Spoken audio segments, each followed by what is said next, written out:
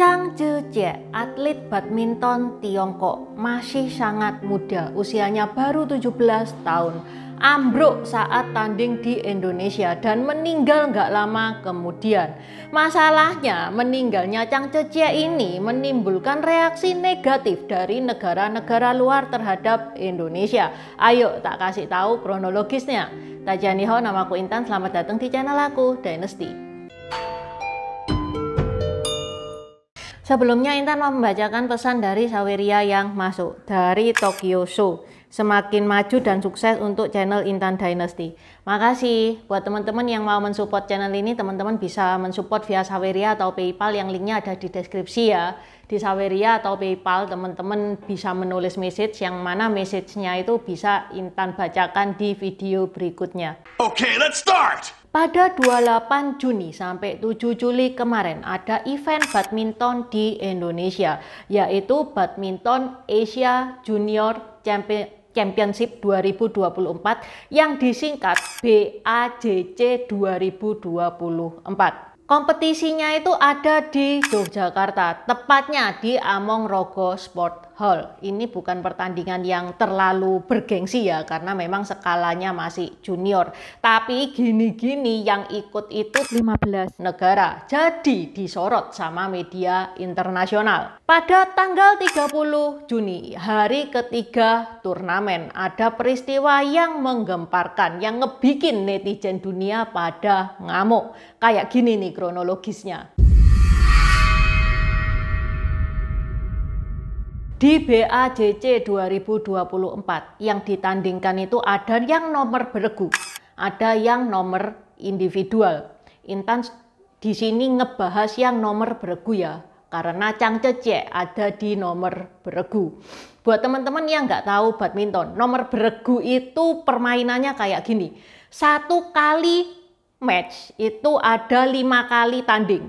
Jadi misal ya nggak misal sih, ini kejadiannya Indonesia melawan India. Di situ ada 5 kali pertandingan, tunggal putra, tunggal putri, ganda putra, ganda putri, dan ganda campuran. Pas Indonesia lawan India, ganda putra menang, ganda putri menang, ganda campuran menang, tunggal putra menang, tapi tunggal putri Indonesia kalah. Jadi tetap menang Indonesia dengan skor 4-1. Sampai di sini ngeh ya. Nah, Tiongkok itu gabung di grup D bersama dengan Jepang, Singapura, dan Hong Kong. Pada tanggal 30 Juni ini masih babak penyisihan.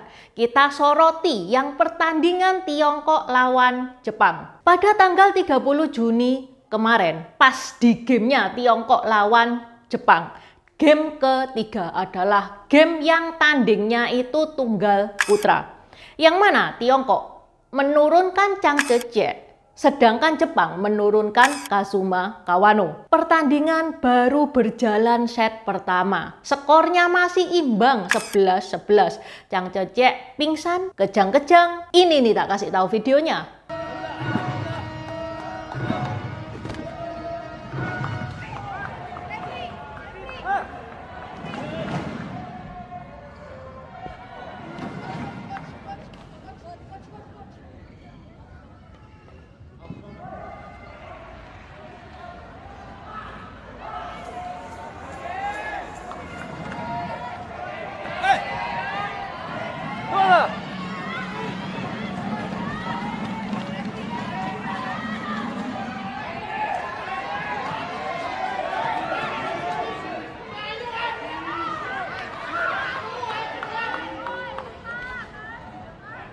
Kalau teman-teman lihat video tadi, tim medis itu baru datang 40 detik setelah Chang Zhejie kejang-kejang. Nah, ini yang ngebikin warganet itu pada marah.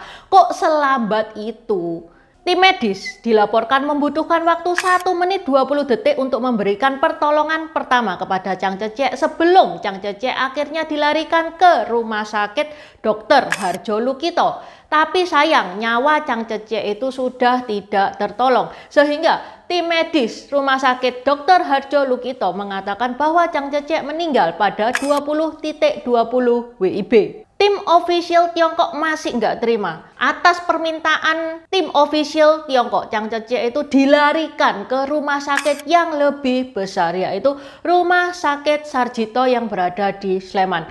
Selama di Rumah Sakit Sarjito, Chang Zhezhe itu diberikan resusitasi jantung paru selama 1,5 jam. Tetap tidak ada reaksi, sehingga Chang Zhezhe dinyatakan meninggal oleh tim medis Rumah Sakit Sarjito pada 23.20 WIB.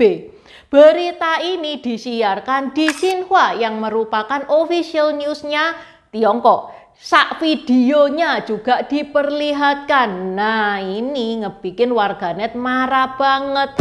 Warganet itu banyak yang marah terhadap PBSI. Kok nggak siaga banget sih ini tim medisnya? Hal ini lebih panas lagi saat dibumbui oleh para dokter-dokter di Indonesia. Ada yang komentar, luar negeri pun ada yang komentar. Pokoknya komentar itu isinya mestinya Chang Zhezhe itu bisa diselamatkan. Bahkan Menteri Kesehatan RI Budi Gunadi Sadikin itu juga bilang bahwa mestinya Chang Zhezhe itu bisa diselamatkan jika ditangani dengan cepat dan tepat di bawah 4,5 jam.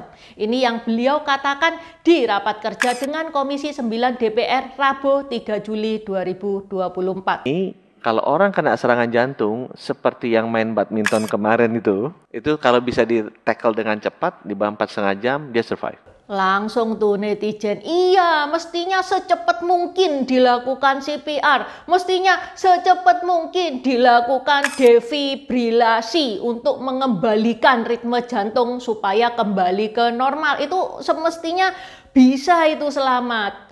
Nah, PBSI begitu dibully, dia langsung speak up dong. Dia langsung mengadakan konferensi pers. Broto Happy selaku Kabid Humas dan Media PBSI buka suara.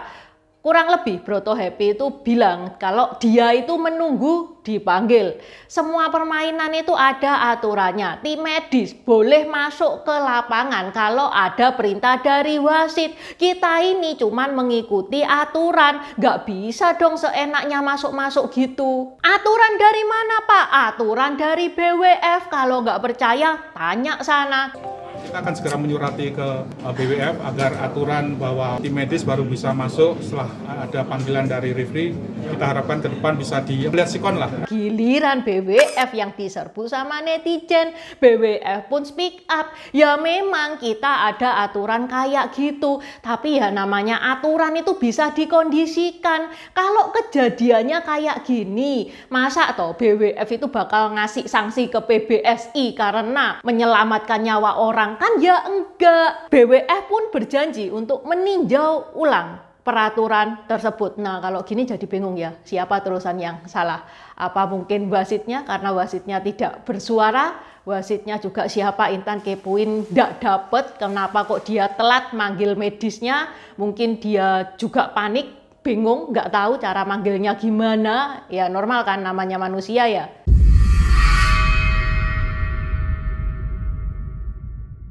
Sebelumnya beredar dugaan bahwa meninggalnya Chang Zhezhe itu karena serangan jantung. Tapi itu ditepis sama PBSI. PBSI menyatakan bukan serangan jantung, tapi henti jantung. Broto Happy sendiri yang mengatakan ini sudah berdasarkan hasil pemeriksaan ahli medis di 2 rumah sakit. Apa toh itu henti jantung? Henti jantung itu kondisi hilangnya semua aktivitas jantung secara tiba-tiba karena irama jantung itu tidak teratur. Intinya serangan jantung itu kalau tidak cepat ditangani akan menyebabkan henti jantung secara mendadak. Tapi tidak semua serangan jantung itu ujungnya pada henti jantung mendadak. Henti jantung itu lebih berbahaya lah ya kesimpulannya daripada serangan jantung. Tapi tetap saja netizen tetap percaya mestinya penanganan medis itu lebih cepat. Mestinya Chang Zhezhe bisa selamat. Pertandingan antara Chang Zhezhe dan Kazuma Kawano dinyatakan menang Kazuma, jadi Tiongkok kalah. Tapi itu kan pertandingan beregu nih ya yang tadi Intan bilang. Poinnya nggak cuman dari 1 game doang. Oke, 1 game ini yang tunggal putra Tiongkok kalah. Tapi at the end, Tiongkok lawan Jepang di game itu Tiongkok masih menang 3-2. Nah, endingnya ini yang keren guys. Tiongkok sapu bersih semua gelar. Padahal mereka bermain dalam kondisi berduka. Jadi yang dilombakan kan beregu. Beregu menang Tiongkok. Tunggal putra menang Tiongkok. Tunggal putri menang Tiongkok. Ganda putra Tiongkok. Ganda putri Tiongkok. Ganda campuran Tiongkok. Ini yang individual ya. Yang individual juga semuanya disapu bersih sama Tiongkok. Biasanya kita lihat mereka itu menerima medali, menerima penghargaan dalam wajah yang berseri-seri. Ini mereka naik podium dalam keadaan sedih. At the awards ceremony, the team brought Zhang Ziji's red jersey onto the podium and accepted the award in his honor with heavy hearts. 想通过自己的成绩和比赛来证明我不比他们两个差。 Intan turut berduka cita atas kepergiannya Zhang Zhejie. Oke. Sampai di sini dulu bahasan Intan hari ini. Buat teman-teman yang mau nambah-nambahin, silakan coret-coret di kolom komentar. Terima kasih sudah menonton. Wis. Buat subscriber baru, selamat datang. Terima kasih sudah menonton videonya Intan sampai habis. Intan sarankan buat teman-teman yang baru bergabung untuk nonton videonya Intan tentang pergantian dari dynasty ke dynasty. Ini nih videonya. Di deskripsi juga sudah Intan taruh. Karena di video pergantian dynasty itu adalah basic dari semua videonya Intan. Itu yang pertama. Yang kedua, video pergantian dari dynasty ke dynasty ini bakal sangat membantu teman-teman kalau misalkan teman-teman itu nonton film-film Tiongkok yang kuno-kuno itu bakal sangat membantu banget. Karena film-film Tiongkok itu nggak menceritakan secara jelas background kayak gimana. Terima kasih udah nonton channel ini sampai habis. Dukung aku terus berkarya dengan klik subscribe dan bunyikan lonceng di bawah ya guys.